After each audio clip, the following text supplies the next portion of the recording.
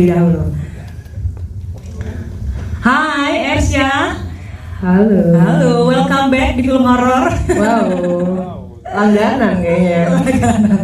Apa menjadi ratu horor berikutnya? Wah, amin aja sih. Amin. Aku penasaran nih, dan teman-teman yang di sini juga rekan media, sebagai Weda, dari karakter yang diperankan oleh Ersya, sampai saat ini ada rasa atau aftertaste-nya ya sis? Masih yang terbayang waktu syuting itu ada nggak kira-kira Ersya? Silakan. Oke, sebelumnya aku mau berterima kasih dulu sama semuanya. Apa kabar semuanya? Kayaknya jam-jam rawan pada ngantuk banget nih muka-mukanya aku perhatiin. Iya, terima kasih banyak untuk kehadirannya. Semuanya udah meluangkan waktu untuk hadir hari ini dan juga sama-sama merayakan perilisan trailer dan poster Kampung Jabang Mait. Dan aku juga mau berterima kasih dulu kepada Mas Ajis, Pak Wisnu, dan juga Mas Barka, Kucing Hitam untuk mempercayakan Weda kepada aku gitu ya. Aftertaste, gimana ya? Aku justru kayak ngerasa selama syuting Kampung Jabang Mait, aku banyak belajar dari Weda gitu. Karena aku merasa karakter ini juga membantu aku tumbuh secara personal. Aku belajar bahwa oh ternyata kadang kita mikir kita tuh nggak sekuat itu, tapi di dalam kita sebenarnya kita kuat gitu. Kita suka meng-underestimate diri kita sendiri dan ya aftertaste yang aku dapetin dari KJM ya mungkin itu sih, kayak aku belajar untuk menjadi orang yang lebih kuat lagi gitu. Karena hubungan dengan isu yang menarik tadi ya, seperti mention ada tentang aborsi dan gimana caranya Weda sepanjang film melewati masa-masa itu, ketika dia baru tahu sampai dia memproses semuanya sampai akhirnya dia bisa melewati rintangan demi rintangan dan sepanjang film, sepanjang konfliknya. Jadi ya itu sih, dan film ini banyak menceritakan tentang woman empowerment ya. Padahal yang nulis tuh laki-laki semua ya.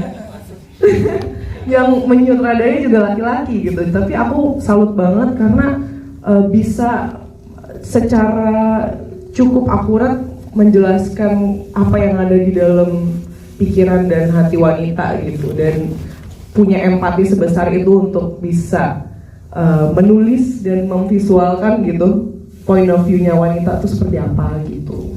Wow, seru banget ya, ternyata penulisnya laki-laki tapi ceritanya dari POV perempuan. Bener, bahkan pas sebelum syuting tuh mereka nanya sama kita-kita kayak gimana menurut kalian sebagai perempuan, karena ini yang nulis laki semua nih, akurat nggak gitu? Bener apa enggak gitu mungkin ya? Iya bener. Wow, ternyata risetnya cukup dalam ya. Dan peran peran Ersya di sini merangi karakter Weda, kamu memerankannya ada sesuatu hal yang berbeda nggak sih dari karakter yang kamu bawakan sebelumnya kira-kira? Pastinya sih, aku tertarik banget awalnya ketika ditawarin karakter Weda karena yaitu dia seorang model, padahal dari luar kan kelihatannya dia established, maksudnya dia udah punya karir, udah mandiri, udah bisa kerja, tapi kok di dalamnya rapuh ya, kok di dalamnya dia masih bergantung kepada Bagas gitu, laki-laki yang kita juga nggak tahu gitu niat aslinya di dalam itu seperti apa gitu. Tahan sedikit Ersya. Kan kita tidak boleh spoiler teman-teman, tapi penasaran, pinter ya Ersya ya membangun penasaran juga. Oh iya dong, harus dong. Terus ya itu sih maksudnya dibalik keglamoran hidup dia ternyata isinya tidak seperti itu ya. Runyam banget gitu. Dan nanti kita bisa lihat filmnya nanti tanggal yang sudah ditentukannya. Kira-kira nih menurut Ersya, audiens kamu nih ngelihat karakter kamu sebagai Weda ini seperti apa ya setelah nanti nonton film Kampung Jabang Mait, kira-kira? Tambah saya. Kata Mas Wiso, tambah saya loh. Aduh nggak tahu lagi. Aku jujur tidak berharap apapun, nggak ada ekspektasi apapun, cuma berharap teman-teman yang nonton, apalagi apa tadi panggilannya agent Rangkas Puna tuh bisa happy akhirnya ngelihat Kampung Jabang Mait difilmkan, dan semoga juga teman-teman yang tadinya belum tahu tentang dunia Rangkas Puna, dunia Kampung Jabang Mait akhirnya bisa mengenal dan bisa jatuh cinta juga sama kayak kita di sini. Terima kasih Ersya. Wow, makin penasaran karakter Ersya di sini. Kayaknya cukup struggling juga ya karakternya. Dan apa sih misteri yang di dalam hati seorang Weda yang kita bikin penasaran? Setelah itu kita mau lanjut ke sebelah Kak Atika Siolan yang berperan sebagai Nito. Yes, kembali lagi bermain di film horor Kak Atika. Kesannya gimana tuh waktu ditawarin karakter Nito? Silakan Kak. Ya, hai semuanya, apa kabar? Jadi, oke. Waktu itu aku excited banget, cerita deh. Excited banget. Jadi waktu itu aku ditawarin pertama kali untuk, aku terus terang ini film ketiga aku film horor ya. Pertama tuh zaman dahulu kala tahun berapa sebelum Masehi gitu. Tahun 2000 berapa ya 11 kalau nggak salah 2010 gitu. Terus ada satu film lagi tahun lalu dan ini film ketiga aku gitu. Jadi aku belum begitu banyak memang mengeksplor karakter yang atau apa ya hal-hal yang berkaitan dengan film horor gitu ya. Maksudnya kayak secara kan banyak hal-hal secara treatment, secara kita keaktoran pendekatannya dalam film horor itu kan banyak yang berbeda juga gitu. Nah terus ya udah ini ketiga kali aku ditawarkan untuk film horor dan di sini aku diminta untuk menjadi seorang dukunnya aborsi pula. dukun aborsi apa lagi? Dukun aborsi ilmu hitam immortal lah gitu. Jadi sangat kompleks banget gitu ya. Jadi ini hal yang sangat menantang sekali buat aku dan dan kemudian di situ ketika aku ditawarkan aku dikasih tahu juga orang-orang yang terlibat di belakangnya. Waktu itu teman-teman cast yang lain udah pada lock gitu ya. Aku belum pernah main sama mereka, cuman mereka kan warawiri terus nih di perfilman Raja dan Ratu horor Indonesia juga gitu kan. Jadi ya excited untuk terlibat juga. Ya udah terus kemudian aku juga tahu tentang Kampung Jabangmayit. Kebetulan ada salah satu staff aku gitu ya, tempat di yang kerja aku cerita gitu kan, Kampung Jabangmayit itu terkenal banget Bu, hati-hati ekspektasinya tinggi loh Bu. Beneran. Wah bener. Kita para fans garis keras Kampung Jabangmayit itu pokoknya menaruh ekspektasi yang sangat berat lah dalam film ini gitu. Jadi wah, oke deh kalau gitu. Sikat gitu ya. Ya udah. Akhirnya ya udah ada ikut terlibat di film ini. Wow, berarti emang udah familiar banget ya beberapa orang di luar sana tentang Kampung Jabangmayit ini. Iya, ternyata aku memang tidak mengikuti thread horor itu ya, tapi ternyata banyak sekali yang specifically untuk Kampung Jabangmayit ini pengikutnya banyak banget gitu. Yes. Dari awal kehadiran karakternya Nito ini, Kak Atika, terkesan sebagai karakter yang memiliki tuh sisi gelap. Gimana sih proses pendalaman Kak Atika dari emosionalnya, peran emosinya itu seperti apa yang harus dilalui sampai akhirnya bisa memerankan karakter Nito ini? Silakan. Banyak diskusi sama Mas Wisnu juga ya, jadi kita banyak ngegali juga latar belakang yang tidak digambarkan, diceritakan, ditulis di dalam skenario gitu ya. Jadi mengulik itu sih untuk bisa aku memerankannya dengan satu apa tuh namanya itu ya, dengan motivasi yang menurut aku tepat gitu ya. Jadi aku banyak diskusi sama Mas Wisnu, terus di lain hal juga aku banyak ya nonton YouTube ya tentang perdukunan gitu.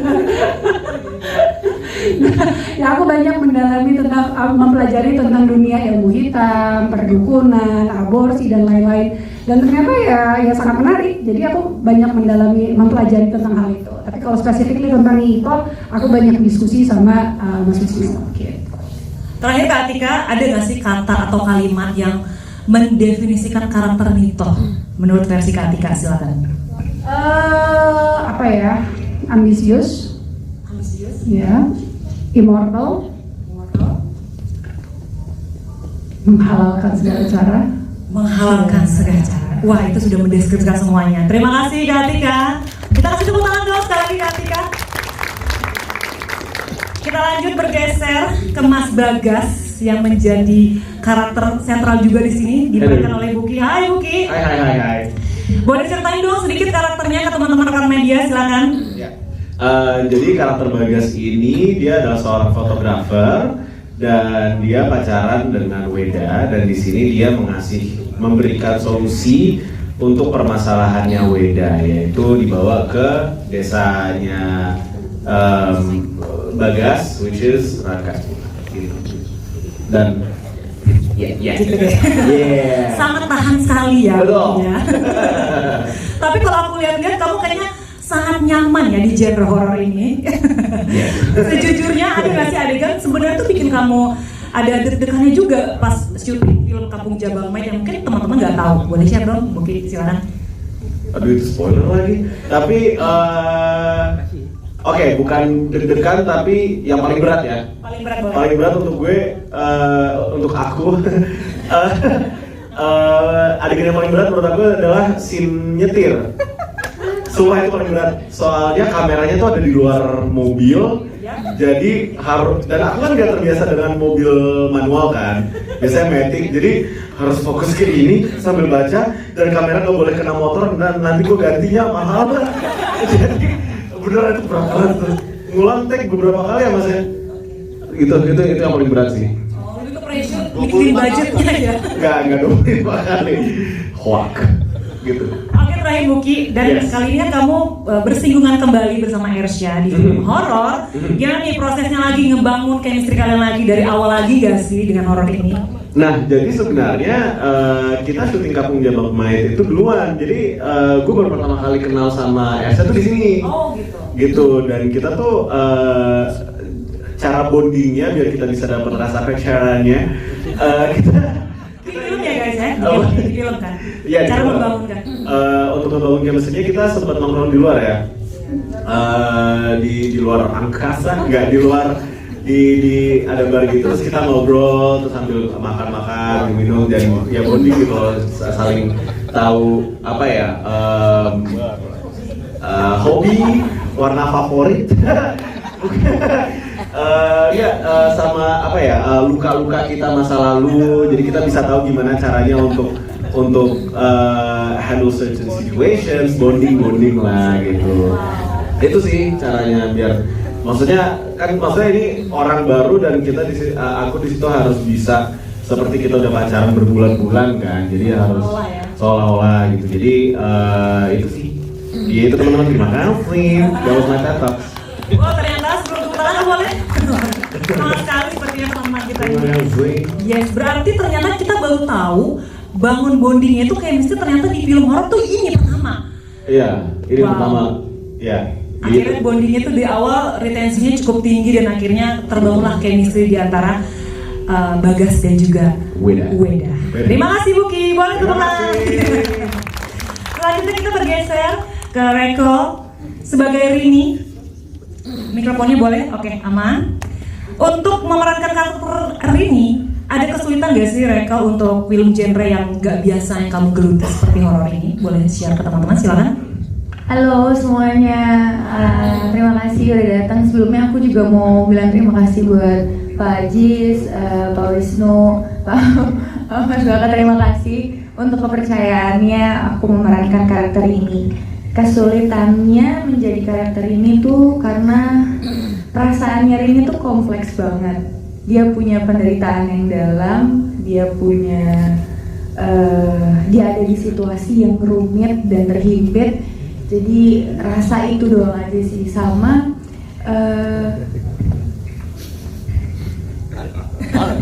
Aman. jadi yang paling sulitnya juga aku di sini karena belum punya anak, jadi agak sulit untuk bonding sama anakku juga, sama rasa menjadi seorang ibu tuh seperti apa gitu. Wow, kompleks juga ya karakter Iya. ini. Tapi akhirnya kamu disikat habis ya Mas Wisnu sama. Wow, luar biasa.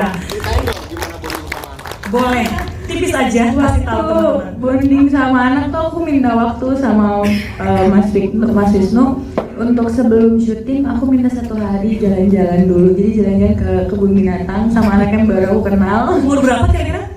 Guna tuh umur 9 tahun. Jadi kita jalan-jalan dulu seharian sampai akhirnya mulai dekat, mulai tahu dia suka apa, mulai bisa bercanda. Jadi aku butuh waktu seharian untuk ngobrol sama si Guna. Wow. Sama aku setirin terus Gunanya muntah.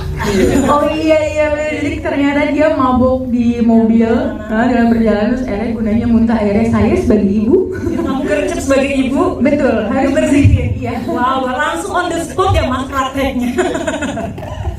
Dan aku penasaran nih, waktu kamu pertama kali baca skrip, perasaan kamu itu lebih ke excited atau takut sebenarnya? Excited pasti, sama mikir aku bisa nggak ya memerankan karakter ini yang cukup berat di film ini. Dan ternyata alhamdulillah ini menjadi kesempatan aku, dan semoga nanti bisa ditonton karakter ini dan semuanya bisa mendapatkan apa yang dirasakan sama Rini gitu. Wow, terakhir untuk Rachel, kalau kamu bisa bilang satu hal aja ke karakter ini di luar naskah ya, kira-kira sebagai Rachel apa yang ingin kamu sampaikan ke dia?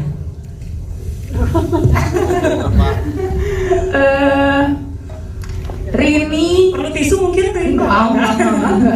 Rini dia wanita yang tough, dia seorang ibu yang hebat, dan ini semua bukan salah kamu Rini, tapi salah Bagas.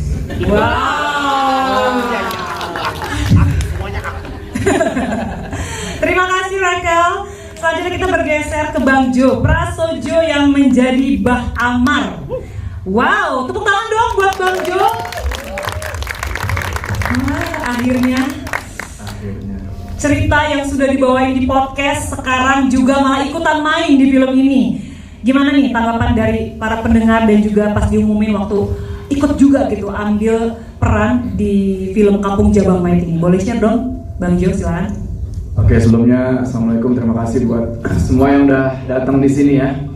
Jadi waktu para fans tahu kalau saya ikut main, yang notabene saya itu nggak ada background karakteran sama sekali, cuma nge-YouTube aja gitu. Ketika di approach sama Mas Barka sama Mas Ajis untuk lu ikut main aja di sini. Awalnya saya sempet ya udah deh, saya mau coba hal baru juga sebenarnya, tapi jangan yang scene banyak-banyak, ya udahlah ngapain kek dagang kek apa kek yang penting dialognya jangan banyak. Ya udah akhirnya dikasih lah itu. Thank you buat kepercayaannya, dan thank you juga buat Mas Wisnu arahannya. Saya nggak dimarahin gitu, padahal saya udah ngomongnya belibet terus gitu ya. Stigma itu sutradara galak ya? Iya, saya sempat mikir kayak gitu juga gitu. Waduh, gue nggak bisa acting, dimarahin gue kayaknya nih. Tapi untung Mas Wisnu Kucing the best lah, baik banget. Nah, ketika fans tahu, awalnya emang saya tuh sempat suka bercanda gitu ya sama fans gitu kan, sama penggemar. Gimana kalau gue main film ini gitu kan? Tapi jadi yang nggak ngomong terus mati gitu. Iya, ada satu karakter waktu itu di cerita, salah satu cerita kan kayak gitu. Tapi akhirnya malah jadi satu karakter ini gitu loh. Tapi dari sini saya belajar, oh kayak gini tuh proses syuting film gitu, ketemu sama kru-kru. Ternyata jauh berbeda sama syuting YouTube gitu kan. Kalau YouTube kan ya kamera, tok gitu. Tapi kalau syuting film itu lebih masif lagi, banyak krunya, banyak aktor-aktor, artis-artis yang lain, dan pressure lebih tinggi sih. Wah, lebih deg-degan sih, apalagi yang di tempat itu, tempat itu takut ngomong spoiler gitu. Ya ketemu sama Ersha gitu kan, wah ngomongnya jangan sampai salah, tapi tetap salah-salah juga. Kayak gitu. Wow, karena kan kita penontonnya juga cukup banyak banget nih Bang Jo. Jutaan penonton yang sudah nonton podcastnya, dan akhirnya visual itu bisa kita lihat nanti akan tayang sebentar lagi di bulan Juli. Rasanya gimana sih Bang Jo? Sebenarnya jujur semuanya dimulai dari Mas Teguh sini gara-garanya emang. Kenapa menulis cerita sebagus ini maksudnya gitu. Ya jadi emang saya itu sudah bekerja sama banyak penulis, dan Mas Teguh adalah salah satu yang menurut saya penulis terbaik lah gitu ya. dari segi penulisan segala macam. Dan ketika akhirnya tim Kucing Hitam memutuskan untuk mengangkat film ini, wah, saya excited banget karena jujur cerita pertama kali dari Mas Teguh yang saya bawakan itu adalah Kampung Jabang Mayit ini. Pertama kali itu, dan ternyata respon penggemar itu wow, mereka suka sekali sampai saya diteror setiap malam. Wah, parah. Sampai ngancem kalau lu nggak bawain cerita ini lagi, gue samperin rumah lu. Itu serius. Berarti udah militan banget penonton kamu ya? Militan. Ini kayaknya ada salah satu di sini nih, yang DM ya. Yang pakai topi bukan orangnya? Ya. Pakai topi bukan? Aman ya, bercanda ya? Canda guys. Ya jadi ketika diinfokan kalau film bakal jadi film, ya tentu excited banget, dan semoga ini menjawab apa yang penggemar nantikan gitu loh. Karena mungkin penggemar takut nanti ceritanya jadi beda atau apa, enggak kok. Ceritanya justru malah menjawab kekosongan yang tidak ada di series. Jadi kalian yang penggemar series itu bisa jadi paham, oh kayak gini toh. Nah yang belum kenal seriesnya pun bisa langsung ikut mengikuti karena nggak terlalu kompleks gitu. Dan jamin sekali ngikutin sih udah sih jadi peneror baru saya. Makin gak sabar nih aku jadinya. Bukan cuma penonton doang yang hadir di sini, rekan-rekan media, aku juga karena pernah nonton juga beberapa episode dari podcastnya. Terima kasih. Sama-sama, terima kasih guys. Bang Jo, boleh tepuk tangannya. Dari podcaster udah, sekarang kita ke content creator. Boleh kita tepuk tangan dong buat Monica Rajale. Wow, hai Monica, apa kabar? Baik. Udah lama gak ketemu kita ya. Kemarin. Nah, Monica ini kan dari content creator ya. Sekarang ikutan jadi pemain film dari Kampung Jabang Mayit ini. Kira-kira waktu pas pertama kali ditawarin jadi Niwarsih karakternya, apa tuh yang ada di kepala tiba-tiba pikirannya? Silakan. Oke, sebelumnya aku mau bilang makasih udah datang. Apa kabar semuanya? Yang aku rasain pastinya pertama kali adalah senang banget, dan ini suatu kehormatan ya udah dipercayakan sama Mas Ajis, Mas Barka, dan juga Mas Wisnu untuk bermain sebagai Niwarsih ya di Kampung Jabang Mayit. Karena kan dari konten kreator, terus abis itu kesini tuh gak banyak yang dapat kesempatan seperti ini kan. Itu kedua yang di kepala aku adalah aku harus cari tahu nih latarnya, vibes-nya tentang film ini seperti apa gitu kan. Apalagi karakternya Niwarsih itu kan hidup di timeline yang berbeda daripada aku yang sekarang, jadi aku harus cocokin gimana, seperti apa Niwarsih, dia statusnya seperti apa gitu. Berarti ini debut pertama dari film. Oh iya, Monica. ini debut Wow. pertama aku. Kita kasih dong tepuk tangan. Jadi pertama film horor langsung ya. Iya. Wow, kira-kira apa sih yang paling memorable banget waktu syuting di film Kampung Jabang Mayit? Monica, silakan. Gak ada, karena semuanya memorable. Karena ini semua adalah pertama kali syuting, pertama kali reading, sampai bahkan ini aja tuh memorable buat aku karena ini pertama kalinya aku di depan. Biasanya kan aku yang di belakang nonton, terus abis itu ya ikut press conference-nya gitu. Terakhir Monica, kira-kira buat pendalaman karakter Niwarsih ini prosesnya seperti apa sih? Boleh share nggak ke teman-teman media? Silakan. Pastinya pertama-tama adalah aku baca threadnya Mas Teguh Faluvi. Aku baca dari awal, terus aku juga nonton podcastnya Prasojo.